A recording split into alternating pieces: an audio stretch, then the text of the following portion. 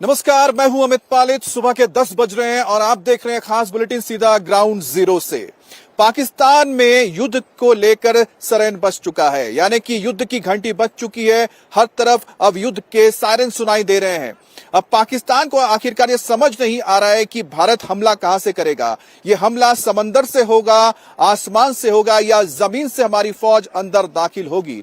पाकिस्तान इस वक्त पैनिक में है और पैनिक में इतना ज्यादा है कि उसके चाहे नेता हो, अधिकारी हो, इस वक्त यही सोच रहे हैं कि आखिरकार भारत का अगला कदम क्या होगा। दूसरी तरफ भारत ने भी साफ कर दिया है कि पहलगाम का बदला लिया जाएगा, चुन चुन कर बदला लिया जाएगा। और यही वजह है कि इस वक्त पाकिस्तान की जो सेना है, चाहे वो नेता है, उनकी नजर भारत पर है, भारत के नेताओं पर है। किस तरह से हालात हैं इस वक्त दिल्ली से लेकर इस्लामाबाद तक, उसकी एक एक डिटेल आप तक पहुंचाएंगे। लेकिन इस वक्त की बड़ी खबर आपको बता दें कि पहलगाम हमले के 7 दिन बाद पाकिस्तान का जनरल, पाकिस्तान के सेना का मुखिया अपनी बिल से बाहर निकला है और बिल से बाहर निकलकर नजर आया है वो पाकिस्तान के झेलम इलाके में। और झेलम इलाके के ही पास एक एक्सरसाइज में वो नजर आया जहां पर पाकिस्तानी फौज इस वक्त युद्धाभ्यास कर रही है। तो टिल्ला फायरिंग रेंज है। टिल्ला फायरिंग रेंज में असीम मुनीर अपने अधिकारियों के साथ पहुंचे थे, जहां पर उन्होंने सेनाओं के बीच जाकर टैंक में खड़े होकर अपनी सेना का मनोबल बढ़ाने की कोशिश की। उन्हें बताया कि हमें किस तरह से भारत का मुकाबला करना है, किस तरह से भारत को जवाब देना है। लेकिन इस बीच जो वो फौज है, फौज अपने पोस्ट छोड़कर भाग रही है। कई सेना के अधिकारी और जवान फौज से इस्तीफा दे रहे हैं। कई अधिकारियों के फैमिलियों को शिफ्ट कर दिया गया है बाहर विदेश में। लेकिन उसी बीच इतने दिनों बाद, दुनिया के सामने से दूर रहने के बाद, जो असीम मुनीर है अब अपने बिल से बाहर निकला है। अब जो तस्वीर आप देख रहे हैं, टैंक के ऊपर खड़े होकर असीम मुनीर अपनी सेना को तकरीर कर रहे हैं, अपने सेना को संबोधित कर रहे हैं, उनका मनोबल बढ़ाने की कोशिश कर रहे हैं। जो जगह आप देख रहे हैं इसका नाम है झेलम।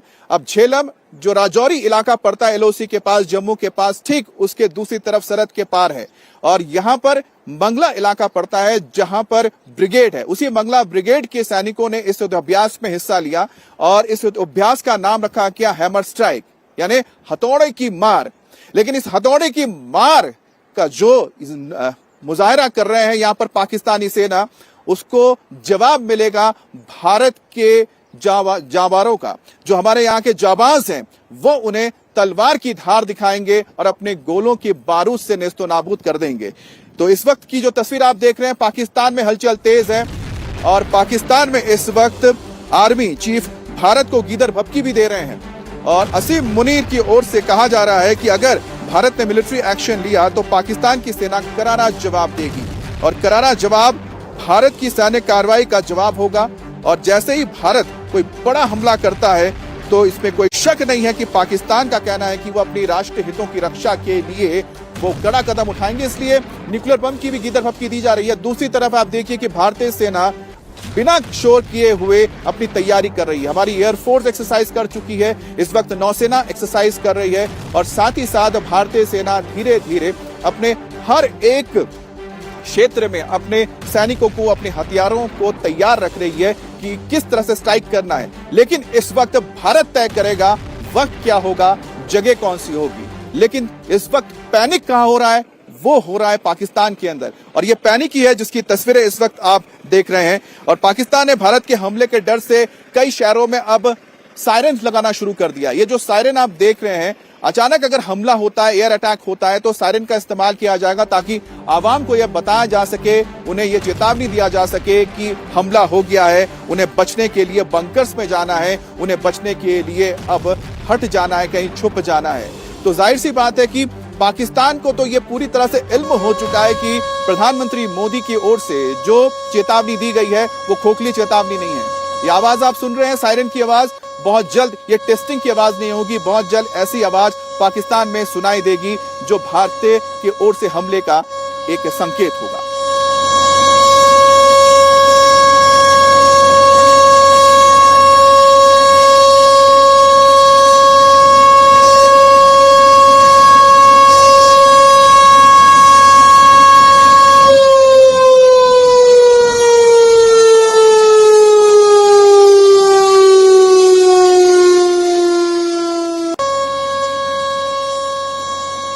जहां एक तरफ भारतीय सेना सरहद पर तैयार है तो दूसरी तरफ घर के अंदर भी उन गुनहगारों को तलाशा जा रहा है जिन्होंने पहलगाम में आतंकियों की मदद की थी, जिनके मदद के बगैर इतने बड़े आतंकवादी कांड को नहीं किया जा सकता था। अब उनकी धरपकड़ के लिए करीब 75 जगह पर, कई जगहों पर इस वक्त रेड चल रही है और 75 ओवरग्राउंड वर्कर्स को गिरफ्तार किया गया है, उनसे पूछताछ की जा रही है। दरअसल पहलगाम में जो हमला हुआ था 22 अप्रैल को, उसकी तैयारी बहुत पहले हो गई थी। 15 अप्रैल को यहां पर जो भारत के तरफ जो आतंकवादी थे, जो यहां पर ओवरग्राउंड वर्कर्स थे, जिन्होंने पाकिस्तानी आतंकियों की मदद की थी, वो पहुंचे थे। यानी कि 2 लोकल आतंकवादी थे, उनके साथ यहां पर ओवरग्राउंड वर्कर्स थे। इन्होंने रेकी की थी बैसरन वैली की, बेताब वैली की, साथ ही अरुण वैली की, और साथ ही साथ यहां पर एक अम्यूजमेंट पार्क है। बताया जा रहा है कि 4 जगह की रेकी की थी, लेकिन आखिरकार चुना था किसको? उन्होंने बैसरन वैली को चुना था। तो ये जो मददगार हैं, जिनके मदद की वजह से इतने बड़े आतंकवादी घटना को अंजाम दिया गया था, उनके खिलाफ कार्रवाई हो रही है। मंजूर हमारे साथ जुड़ गए। मंजूर, आपके पास क्या जानकारी है? देखिए अमित, पहलगाम टेरर हमले के बाद भारत और पाकिस्तान के बीच जिस तरह से सरहदों पर तनाव है, उस तनाव के बीच ही कश्मीर के चप्पे चप्पे पर सुरक्षा बलों का ऑपरेशन जो है वो बड़े पैमाने पर जारी है। और इसी ऑपरेशन के तहत सुरक्षा बलों को अब तक सबसे बड़ी ये कामयाबी मिली है कि करीबन 75 OGWs को गिरफ्तार किया गया है, जिनका कनेक्शन जो है डायरेक्टली इनडायरेक्टली मिलिटेंसी रिलेटेड है। उनसे पूछताछ की जा रही है। 3000 से ज़्यादा लोगों को डिटेन किया गया है, उनसे भी पूछताछ की जा रही है। और NIA और जम्मू कश्मीर पुलिस की टीम जो है वो लगातार इन सभी लोगों से पूछताछ कर रही है कि मिलिटेंटों की एंट्री क्या थी, एग्जिट पॉइंट्स क्या थी। कई बड़े खुलासे जो है अब तक सामने आए हैं, जिनसे ये पता चलता है कि मिलिटेंटों की जो संख्या है वो 4 फॉरेन मिलिटेंट्स की थी, 2 लोकल मिलिटेंट्स हैं और 5 OGWs हैं जिनने इस पहलगाम टेरर हमले को अंजाम दिया है। और पूरे साउथ कश्मीर के 4 इलाकों में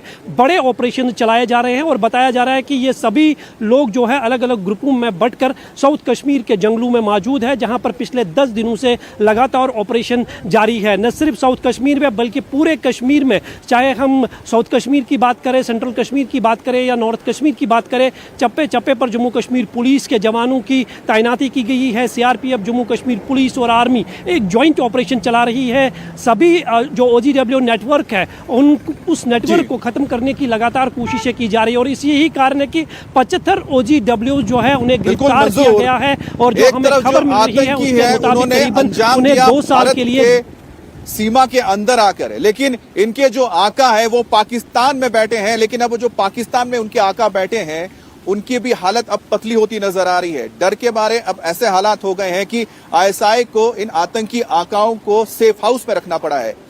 अब लश्कर तोयबा का चीफ हाफिज सईद को सेफ हाउस में बताया जा रहा है शिफ्ट कर दिया गया है और ISI की ओर से उसकी सुरक्षा व्यवस्था की गई है। जैसा कि पहले बताया गया है कि जो पाकिस्तान की एलीट कमांडो फोर्स है SSG, स्पेशल सर्विस ग्रुप, उसके कमांडोज को तैनात किया गया है हाफिज सईद के सेफ्टी के लिए, सुरक्षा के लिए। लाहौर में जौहर गली 116 नंबर जो कोठी है वहां बताया जाता रखा गया। लेकिन अब सेफ हाउस में शिफ्ट करने की भी बात आ रही है हाफिज सईद को। तो कहीं ना कहीं भारत के कोवर्ट ऑपरेशन से भी डरा हुआ है कि भारत के अंदर इतनी क्षमता है कि वो चाहे तो पाकिस्तान में घुसकर आतंक के आकाओं का खात्मा कर सकता है। क्योंकि पिछले दिनों कई ऐसे आतंकी आकाओं को, आतंक के जो चेहरे हैं उन्हें हटा दिया गया था, इस धरती से उनकी नामो निशान मिटा दिया गया था पाकिस्तान के अंदर। और यही वजह कि इस वक्त पाकिस्तान को, ISI को डर है कि जो आतंक के आका हैं उनके ऊपर भी वार हो सकता है। और हाफिज सईद जो लश्कर तोयबा का चीफ है और जिसके ही इशारे पर इस तरह की आतंकी गतिविधियां भारत के जमीन पर कश्मीर की घाटी में की जाती हैं, उसके खिलाफ भी अब बड़ी कार्रवाई होने जा रही है। और यही वजह है कि ISI की ओर से हाफिज सईद को अब सेफ हाउस में शिफ्ट कर दिया गया है। पहले खबर आ गई थी कि लाहौर के जौहर गली में जहां आतंकवादी हाफिज सईद का ठिकाना था, उसके आसपास बड़ी तादाद में प्राइवेट सिक्योरिटी गार्ड और साथ ही जो SSG के कमांडोज हैं पाकिस्तानी फौज के, उन्हें भी सिविलियन ड्रेस में रखा गया था हाफिज सईद की सुरक्षा के लिए। लेकिन अब हाफिज सईद को भी पता है कि उसके लिए अब ISI के घेरे में रहना भी सेफ नहीं है, क्योंकि हमला जमीन से होगा या आसमान से होगा, कहां से होगा किसी को पता नहीं है। और जो पैनिक है वो ना सिर्फ प्रशासन पाकिस्तानी एडमिनिस्ट्रेशन के अंदर है, बल्कि जो आतंकी आका है उनके अंदर भी नजर आ रही है। इस बीच राजनाथ सिंह की अमेरिका के रक्षा मंत्री से भी बात हुई है। भारत के रक्षा मंत्री राजनाथ सिंह की बातचीत हुई है अमेरिका के रक्षा मंत्री के साथ, और जिसमें अमेरिका ने एक बार फिर से साफ कर दिया है कि इस वक्त अमेरिका इस पूरे मामले में, खासतौर पे पहलगाम आतंकी हमले के मामले में, आतंकवाद के खिलाफ इस लड़ाई में भारत के साथ है। और यही वजह है कि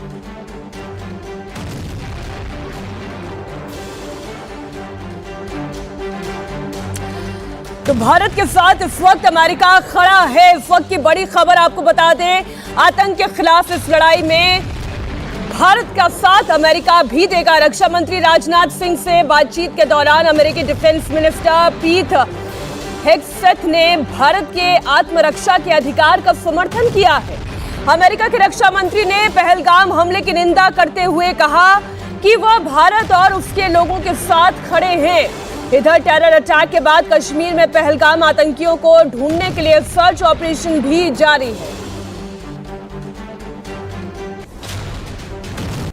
और इस बीच आपको बता दें कि यहां पर एक बड़ा सर्च ऑपरेशन चलाया जा रहा है।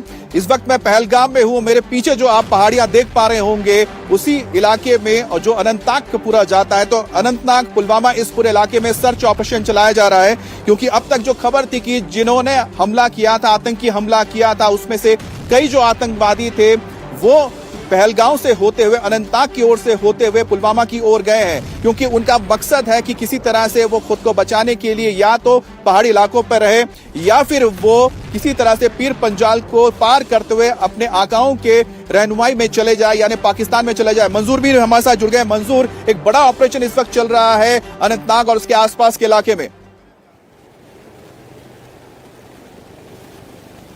बिल्कुल अमित, पिछले 9 दिनों से लगातार ये ऑपरेशन जारी है और कोशिशें की जा रही है कि ये मिलिटेंट ज़्यादा दूर तक भाग ना पाए। क्योंकि बाइसरन का ये जो इलाका है और जो ये पहाड़ियाँ हैं, ये कोकरनाग, और कोकरनाग से होते हुए फिर गडोल, और गडोल के ज़रिए पुंछ राजौरी से ये पहाड़ियाँ कनेक्ट हो जाती है। लेकिन ये पूरा इलाका पहले ही सुरक्षा बलों ने पूरी तरह से कवर करके रखा है। निसंदेह ही इस ऑपरेशन में काफ़ी दिक्कतों का सामना सुरक्षा बलों को करना पड़ता है, क्योंकि मिलिटेंट्सों की जो ये नई रणनीति 2019 के बाद देखी जा रही है कि मिलिटेंट्स रिहायशी इलाकों में कम बल्कि पहाड़ी इलाकों का ज़्यादा इस्तेमाल करते हैं, ताकि वो सुरक्षा बलों की नज़रों से बच के रहे। क्योंकि जंगलों में ऑपरेशन चलाना जो है एक बहुत बड़ा टास्क होता है सुरक्षा एजेंसियों के लिए, किसी तरह कोई जानी नुकसान न हो, इसलिए इस ऑपरेशन को बड़े एहतियात तरीके से अंजाम दिया जा रहा है। लेकिन जो हमें जानकारी मिल रही है उसके मुताबिक जो मिलिटेंटों का ग्रुप है, जिनकी संख्या करीबन 4 है, और वो अलग अलग ग्रुपों में बढ़ चुके हैं, और साउथ कश्मीर के पहलगाम से लेकर वो कोकरनाग के इन्हीं जंगलों में अभी भी मौजूद है। ज़्यादा दूर तक भागने में वो कामयाब नहीं हुए हैं, क्योंकि इस पहलगाम टेरर हमले के तुरंत बाद ये सारी पहाड़ियाँ जो है सुरक्षा बलों ने अपने घेरे में लेकर रखी थी। ड्रोन चॉपर्स से पूरे ऑपरेशन को जो है अंजाम दिया जा रहा है। हालांकि ऑपरेशन की असल लोकेशन क्या है वो हम सुरक्षा कारणों की वजह से शेयर नहीं कर पाएंगे, लेकिन पूरे साउथ कश्मीर के जंगलों में ऑपरेशन बड़े पैमाने पर चलाया जा रहा है। और जो एनआई को जानकारी मिली है, जिन्होंने कहीं 22 अप्रैल के बाद से लगातार सर्च ऑपरेशन जारी है, और सेना के जवान लगातार पिछले करीब 10 दिन से इन पहाड़ियों पर सर्च ऑपरेशन चला रहे हैं। उन्होंने भी राहत की सांस नहीं ली है। लगातार वो लगे हुए हैं, जब तक कि इन आतंकवादियों को नहीं मार गिराया जाता या पकड़े नहीं जाते, तब तक हमारी सेना थमने वाली नहीं है। इस बीच एक और बड़ी खबर आ रही है। यह खबर राजस्थान से है। राजस्थान से एक पाकिस्तानी जासूस को पकड़ा गया है। उसका नाम है पठान खान। जी हां, पठान खान को राजस्थान में गिरफ्तार किया गया है, और वो भारत की सूचना को पाकिस्तान तक पहुंचाया करता था, खुफिया सूचना ये दिया करता था। 2013 में पठान खान पाकिस्तान गया था, जिसके बाद से बताया जा रहा है जैसे वो पाकिस्तान पहुंचा, वो पाकिस्तानी खुफिया एजेंसी के संपर्क में आया, और फिर उसको पाकिस्तानी खुफिया एजेंसी ने ट्रेनिंग दी, और ट्रेनिंग देने के बाद उसे भारत भेजा, और भारत में आकर फिर उसने जासूसी का काम शुरू किया है। हमारे साथ मनीष भट्टाचार्य जुड़ गए। मनीष, जिस दौरान भारत और पाकिस्तान के बीच बहुत ही तनाव भरा माहौल है, युद्ध की स्थिति बनी हुई है, ऐसे में राजस्थान से एक पाकिस्तानी जासूस का पकड़ा जाना कई बड़े तार के संकेत देता है कि ये तार कहीं कहां जुड़े हो सकते हैं, और ये कितना महत्वपूर्ण हो जाता है भारतीय सुरक्षा एजेंसियों के लिए इसको पकड़ना और इससे सूचना निकालना। देखिए, बड़ी चीज ये है कि ये पठान खान जिसको गिरफ्तार किया है वहां पर 2013 में पाकिस्तान गया था और उसके बाद बताया जा रहा था कि इसने जासूसी की ट्रेनिंग भी इसने ली थी। और उसके बाद ये अभी कुछ दिनों पहले भी ये मोहनगढ़ जो कि सरहद के पास का जो इलाका है, आर्मी का जो पूरा इलाका है, वहाँ के फोटोग्राफ्स लेके वीडियो बना के वहाँ पर ISI को दे रहा था। और ये पाकिस्तान में ISI के लिए जासूसी कर रहा था। आरोपी पठान खान बॉर्डर के आसपास के क्षेत्र में हो रही जो भी सैन्य गतिविधियां हैं उनको रिकॉर्ड करके ISI के लिए भेजता था। इंटेलिजेंस जो अधिकारी हैं उन्होंने बताया कि गुप्तचर एजेंसियां कई दिनों से पठान खान पर निगरानी रख रही थी। आरोपी संदिग्ध जो है गतिविधियों की सूचना सही पाई, उसे पकड़ा गया और उसके बाद जांच किया गया तो उसे पता लगा कि 2013 में वो पाकिस्तान भी गया था। वहाँ खुफिया एजेंसी के अधिकारियों से मिला और उसके बाद उसने अधिकारियों से लगातार बातचीत करी और वहाँ पर जासूसी की पूरी ट्रेनिंग लेगी, किस तरीके से बॉर्डर के पास के चीजें वहाँ पर शेयर करना है। उसके बाद लगातार ये मोहनगढ़ और आसपास जो भी सरहद के जो मूवमेंट होते थे सेना का, उनके फोटो वीडियोग्राफ्स बनाकर ISI को दे रहा था। फिलहाल पूछताछ की जा रही और भी कई बड़ी जानकारियां सामने आ सकती हैं।